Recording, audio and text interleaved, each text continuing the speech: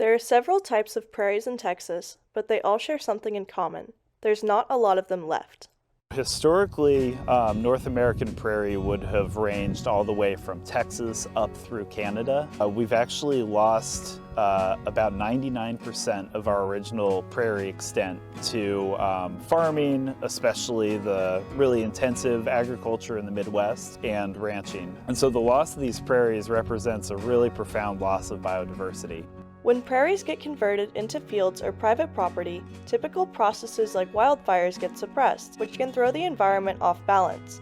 This is especially dangerous for local pollinators, including the beloved monarch butterfly. A lot of people don't always think about our wild pollinators. Many of these species are in the prairies. They're associated with specific prairie plants. You find the little patches that remain serving as refuges for these species, but it means that they have small populations. They're often at risk of extinction. That's why several restoration projects have been started aiming to include prescribed burnings and land management.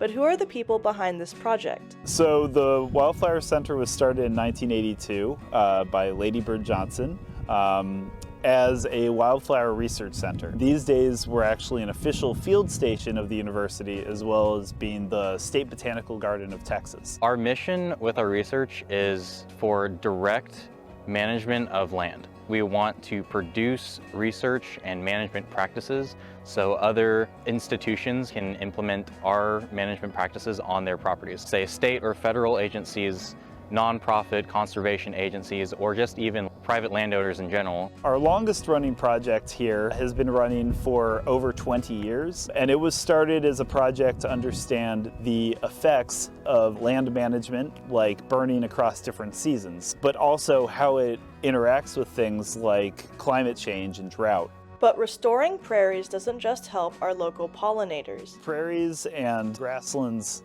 provide all sorts of benefits for humans. One of the most obvious ones for the city of Austin is that we're currently standing right over the Edwards Plateau Aquifer. And that's where we get a lot of our water. That water all passes through this land and is filtered through the grassland plants and then goes into the aquifers. Another benefit would be increased populations in native pollinators, which have been shown to be more effective than domesticated honeybees. Despite there being only a fraction of prairies left, some are hopeful we can still save them. In Texas, we have this amazing opportunity because unlike in some areas in the Midwest where the prairies have been lost through agriculture that just remove all the plants, here in Texas, often some of the plant species still exist. They're just down hiding in the seed bank. And that's why it's so important to work with landowners and organizations across Texas to help protect some of this amazing prairie biodiversity. The Wildflower Center is doing its best to save our prairies, but they don't have to be alone. There's something everybody can do to help. The biggest thing that they can do to help is plant native plants.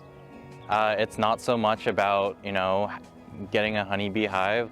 What is most helpful is for our native species to have native habitat. Then that uses minimal amounts of water because it's adapted to the climate here, and it also promotes all the really cool insects and species around.